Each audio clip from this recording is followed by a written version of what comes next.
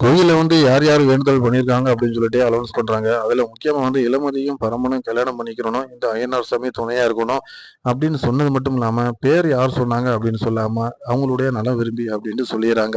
இத பார்த்துட்டு இளமதி ரொம்ப ஷாக் ஆகி போறாங்க.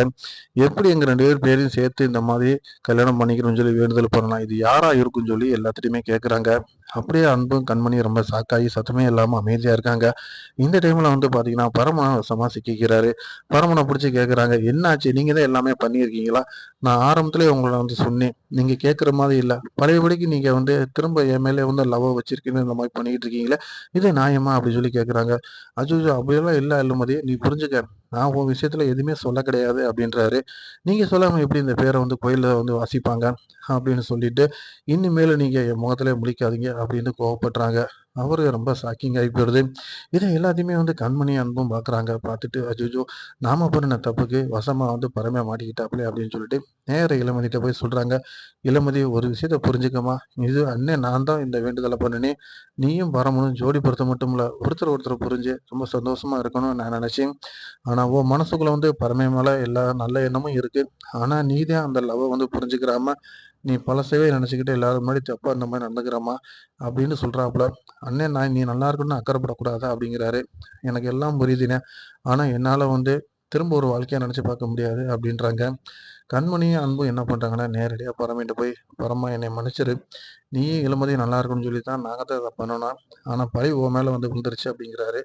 "விடுங்கண்ணே அதனால என்ன? நீங்க வந்து எங்களுக்கு நல்லா இருக்கணும்னு நெனச்சு நீங்க ஒரு விஷயத்த செஞ்சீங்க. அது தப்பாயிருச்சு. என்ன பண்ண முடியும்? இளமதிய பத்தி எனக்கு நல்லாவே தெரியுமே. எப்பயுமே இளமதி அவ புடிச்ச முயலுக்கு 3 கால் தான் இருப்பா. அவ மாறுறக்கான வாய்ப்புகளே கிடையாது.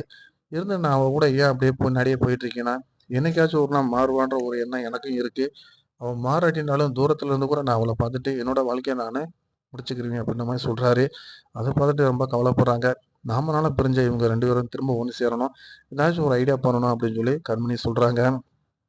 அதுக்கு முன்னாடி வந்து கல் தூக்குற போட்டியில வந்து அது பொதுவாவே அன்பு வந்து கல்ல வந்து நல்லா தூக்கி ஒத்த கையில வீசக்கூடிய ஆளு தான். ஆனா, அந்த இடத்துல வந்து இளமதிய இம்ப்ரெஸ் பண்றதுக்காண்டியே வந்து பரமனுக்கு விட்டுக் குடுத்துட்டாரு. பரமன் தூக்கி கல்ல கீழ போட்டாரு. இளமதிய ரொம்ப சந்தோஷமா, ஹேப்பியா என்ஜாய் பண்றாங்க. இப்படி சின்ன சின்ன விஷயங்கள் வந்து கோயில்ல ரொம்ப சந்தோஷமா நடந்தாலும் கூட, கடைசியில வந்து 2 பேத்துக்குமே ஒரு பிரிவினை இருக்கு. இது எப்படி மாறப்போகுது அப்படிங்கிறது தெரியல. இதுக்கான மாற்றம் வந்து ஒரு பக்கம் இருந்தாலும், அந்த அனௌன்ஸ்மெண்ட்ட பார்த்துட்டு போலீஸ்காரன் வந்து இளமதி மேல ரொம்ப கோவமா இருக்காப்ல. ஏன் முன்னாடி வந்து இல்ல இல்லன்னு சொல்லிட்டு 2 பேருமே சந்தோஷமா கல்யாணம் பண்ணிக்கணும்னு ஆசைப்படுறீங்க. அதையும் வந்து கோயில் அலோன்ஸ்ல பண்றீங்க. உன் விருப்பம் இல்லாமயே அவன் இந்த மாரி பண்ணுவான். அவனையும் நான் நல்லா இருக்க விட மாட்டேன். உன்னையும் நான் அடையாம விட மாட்டேன் அப்படின்னு சொல்லிட்டு ரொம்ப கோவமா இருக்காப்புல.